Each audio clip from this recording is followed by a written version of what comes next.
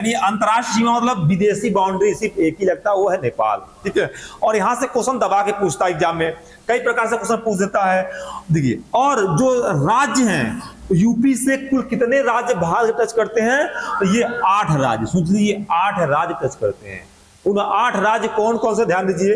अगर मैं देखूं तो पहले बिहार है, झारखंड है, छत्तीसगढ़ है, मध्य प्रदेश, राजस्थान, हरियाणा, हिमाचल प्रदेश और उत्तराखंड। अब हमको ऐसे नहीं याद करना है, हमको मैप के माध्यम से याद करना। सर कैसे? ध्यान दीजिए आप। सबसे तो आप मोस्ट जो है ना, आप इसको देख लीजिए मैप को। अब मैप को जैसे देखेंगे आप तो आपको दिमाग में घंटी बजेगी। सर जी देखिए, सबसे स्टार्टिंग आप यहां से कीजिए। देखिए यहाँ पे ये सोनभद्र से शुरू कीजिए। सोनभद्र को जो है ना, वो 4 राज्य टच करते हैं। सोनभद्र कितने राज्य? एग्जाम में पूछता है, सोनभद्र के 4 राज्य। कहेंगे सर कौन सा? देखिए, बिहार भी टच कर रहा है, झारखंड भी टच कर रहा है, छत्तीसगढ़ टच कर रहा है, नीचे से छत्तीसगढ़, इधर से मध्य प्रदेश। यानी 8 राज्य जो हमको याद करना था, वो 4 राज्य मुझे ऐसे पता चल गया। बिहार, झारखंड, नीचे से छत्तीसगढ़, इधर से मध्य प्रदेश। समझ आ गया? 4 राज्य क्लियर, निपट गए। अब आगे चलिए। उसके बाद देखिए, मध्य प्रदेश यहां तक फैला हुआ है। उसके बाद कौन सा आएगा आपका? राजस्थान, फिर हरियाणा, फिर कौन सा? हिमाचल प्रदेश है ये, और फिर कौन सा? उत्तराखंड। तो 4 यहां से और 4 यहां से, 1 2 3 4, 8 खत्म। याद रहेगा? भूले ना?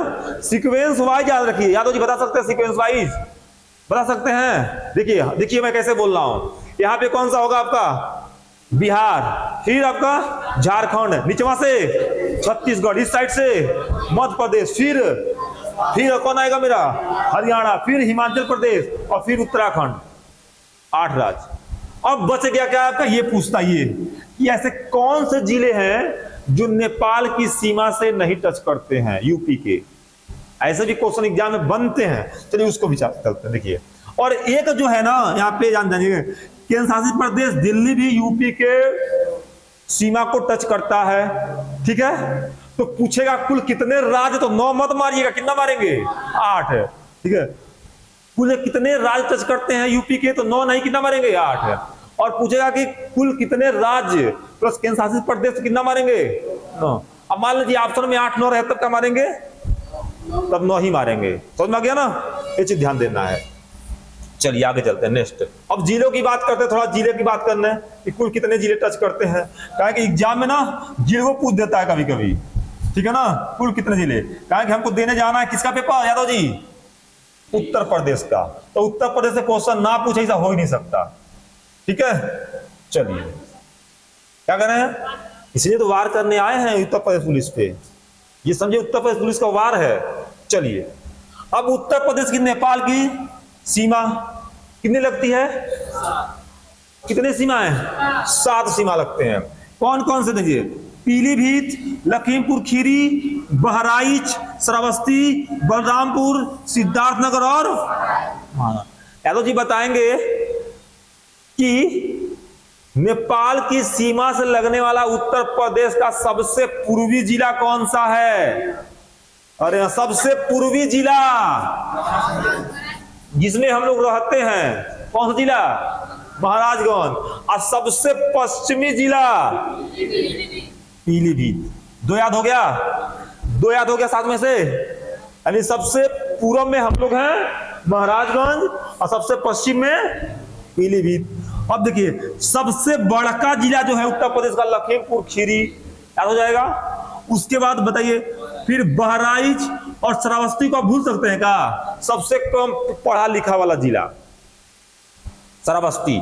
ठीक है, फिर कौन बच गया? बलरामपुर और सिद्धार्थ। हमारे बगल में कौन सा है? सिद्धार्थनगर। याद रहेगा? ठीक है, ऐसा देखिए, महाराजगंज, सिद्धार्थनगर, बलरामपुर, श्रावस्ती, बहराइच, लखीमपुर खीरी और पीलीभीत। तो एग्जाम में ऐसे नहीं पूछेगा, एग्जाम में पूछ देगा ना कि इनमें से कौन सा जिला जो है वो नेपाल की सीमा को साझा नहीं करता है। अब कंफ्यूज, तो एक बार 2 बार अगर पढ़े देंगे अच्छे से तो टिक अच्छे से मार के चले आएंगे। आगे चलें, ध्यान रहे। नेपाल से सटा यूपी का पूर्वी जिला देखिए कौन सा है? यही लिखा था, नकल कर लिए होते। हाँ? और पश्चिमी जिला कौन सा है? पीलीभीत। आगे चले, किसी कोई डाउट बोले भाई? कौन सा? अरे पीडीएफ पूरा भेज देंगे, कहाँ टेंशन ले रहा है, पूरा पीडीएफ ले लेंगे, टेंशन मत लीजिए। चलिए आगे चलें। ये हो गया है, ये भी हो गया है। अब चलिए ये थोड़ा सा बड़ा कर देते हैं इमेज को। अब देखिए क्या यहाँ पे सबसे इंपॉर्टेंट, एग्जाम में सबसे अधिक क्वेश्चन पूछा जाता है क्या, कि जो जिले हैं यूपी के, दो ऐसे जिले जो एक 3 राज्यों को टच करता है, एक 4 राज्यों को। तो 4 राज्य वाला हम बता ही दिए, कौन कौन सा बाबू? सोनभद्र। कितने? नहीं, ऐसा नहीं याद रखना है कुछ भी। सोनभद्र 4 राज्यों को, कौन सा? बिहार, झारखंड, निचवा से छत्तीसगढ़ और साइड से मध्य प्रदेश। पूछेगा इनमें से कौन सा सोनभद्र को टच नहीं करता है? साधारण कह सकता है सोनभद्र का जिला इनमें से किस राज्य को टच नहीं करता। कुछ भी घुमा के पूछ सकता है, उल्टा पुल्टा। तो आपको क्लियर रहना है एकदम बिल्कुल। और 3 जिला कौन टच करता है? सहारनपुर टच करता है। कौन कौन सा? हरियाणा, हिमाचल प्रदेश और उत्तराखंड। और सबसे उत्तरी जिला कौन सा है? सहारनपुर। तो 4 और 3 7 बच गया कौन है साइडवा में? 8 राज्य। इससे आपको याद हो जाएंगे कौन कौन सीमा, कौन कौन राज्य उत्तर प्रदेश से लगते हैं।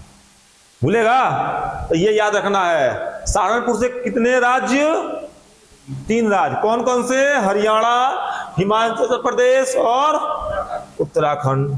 ठीक है ना? ये सब लिखे गए हैं हम, इसके बाद थोड़ी कुछ लिखे हैं। ये तो है 4 जिला सोनभद्र से और 3 जिला सहारनपुर से। आगे चलें। चलिए नेक्स्ट, एक एक चीज पे वार करना ताकि भूले ना आपसे। अब चलते हैं, देखिएगा सेम चीज है, वही चीज देखिए। अच्छा एक चीज और एग्जाम में पूछता है क्या, कि देखिएगा भाई दिल्ली भी है ना, जो यही हरियाणा के साइड में है कहीं, यही जा कि ना, हरियाणा के साइड में, यहाँ पे, सॉरी यहाँ पे है, ठीक है ना, यहाँ पे। तो वो 2 जिलों को, यूपी के 2 जिलों को टच करता है। ध्यान रहे कौन कौन सा जिला है वो? गाजियाबाद और गौतम बुद्ध नगर। यहीं पे है, ध्यान दीजिए। कहां पे बाबू? ये यहीं पे है, यहीं पे दिल्ली। तो गौतम बुद्ध नगर और गाजियाबाद, इन दोनों को टच करता है कौन? दिल्ली की सीमा। अच्छा, दिल्ली की सीमा से टच करता है कौन? गाजियाबाद और गौतम बुद्ध नगर। तो ये भी ध्यान देना, एग्जाम में पूछ सकता है, कुछ भी क्वेश्चन बना सकता है। ठीक है ना? आगे चले नेक्स्ट क्वेश्चन। अब चलते आगे। ये हो गया। अच्छा, सबसे अधिक जो सीमा उत्तर प्रदेश साझा करता है, सबको पता है, मध्य प्रदेश। देख सकते हैं, ये हम पहले ही बताए क्लास में, देखिए ये, ठीक है ना, मध्य प्रदेश से। और ललितपुर एक ऐसा जिला जो तीनों ओर से मध्य प्रदेश से घिरा है। अच्छा, एक भारत का एक ऐसा राज्य जो किसी देश के तीनों ओर से घिरा हुआ है, त्रिपुरा। नाम ही त्रिपुरा। किस देश से घिरा हुआ है? बांग्लादेश से। बांग्लादेश तीनों ओर से घिरा हुआ है। तो बात हुई, जैसे वो घिरा है त्रिपुरा बांग्लादेश से तीनों ओर से, वैसे ललितपुर मेरा घिरा हुआ है मध्य प्रदेश से। आगे चले, ध्यान दीजिए। ठीक है, तो देखिए तीनों तरफ से मध्य प्रदेश से घिरा हुआ मेरा ललितपुर। अब मध्य प्रदेश से कुल 11 जिले साझा करते हैं यूपी के। ठीक है, ये क्या है? ये 24 जनवरी 1950 है। ठीक है, गलत है ये। हाँ, इसी कारण उत्तर प्रदेश का स्थापना दिवस 24 जनवरी को हम मानते हैं। ठीक है, 1921 में इलाहाबाद से राजधानी कहां कर दिया गया? लखनऊ किया गया। 9 नवंबर 2000 को, काफी इंपॉर्टेंट डेट है, कई बार एग्जाम में पूछा गया है। 9 नवंबर 2000 को उत्तर प्रदेश का विभाजन हो गया और उत्तराखंड का राज्य बन गया, 27वां राज्य बन गया। उत्तर प्रदेश विधान परिषद के प्रथम सभापति कौन थे? श्री चंद्रपाल। आगे चले, चंद्रभाल। आगे नेक्स्ट ध्यान दीजिएगा। अब इसको बताइएगा, ध्यान दीजिए। जिलों की संख्या कितना है उत्तर प्रदेश में? 75 है। मंडल कितने हैं? जेल बॉर्डर में क्वेश्चन पूछा गया था, 18 है। नवीनतम मंडल कौन सा है? अलीगढ़। 18वां मंडल कौन सा बाबू? अलीगढ़। कौन सा है? अलीगढ़। यानी नवीनतम मंदिर अभी नया नया बना है ये अलीगढ़। समझ आ गया। कुल नगर निगम पूछेगा तो 17 नगर निगम है। सबसे कम विधानसभा सीट चित्रकूट, महोबा, ठीक है ना, ध्यान दे, श्रावस्ती, तो क्या मारेंगे चित्रकूट, चित्रकूट, ठीक है ना, चित्रकूट और श्रावस्ती और महोबा में सबसे कम विधानसभा सीट। नारायण दत्त तिवारी कौन थे, ध्यान दें, ये यूपी के ना यूपी के 3 बार मुख्यमंत्री और यूके के भी यानी उत्तराखंड के भी मुख्यमंत्री, यानी कि ऐसे मुख्यमंत्री जो यूपी के साथ साथ उत्तराखंड के मुख्यमंत्री भी रहे हैं। ठीक है, आगे चलते हैं। चौधरी चरण सिंह और विश्वनाथ प्रताप सिंह, ध्यान है, ये 2 ऐसे यूपी के मुख्यमंत्री जो साथ ही साथ सुशोभित हुए हैं भारत के प्रधानमंत्री। तो सीएम प्लस पीएम दोनों रहे हैं ये, ध्यान है, यानी यूपी के सीएम रहे हैं, उसके बाद भारत के प्रधानमंत्री बने हैं। आगे चले, नेक्स्ट चलिए, ध्यान दीजिए यहां पे आंवला का उत्पादन सबसे अधिक कहां होता है, प्रतापगढ़ में होता है। कहां होता है बाबू, प्रतापगढ़ में होता है, ध्यान दे आपका। पान अनुसंधान केंद्र कहां है, महोबा में कई बार एग्जाम में क्वेश्चन पूछा गया है।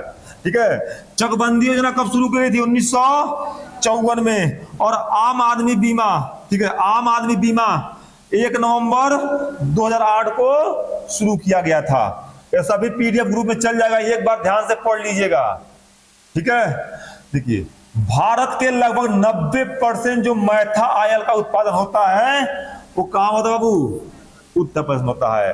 उत्तर प्रदेश को 9 कृषि जलवायु प्रदेशों में बांटा गया। कितने प्रदेशों में, 9 कृषि जलवायु क्षेत्रों में बांटा गया, ये ध्यान रखना आपको।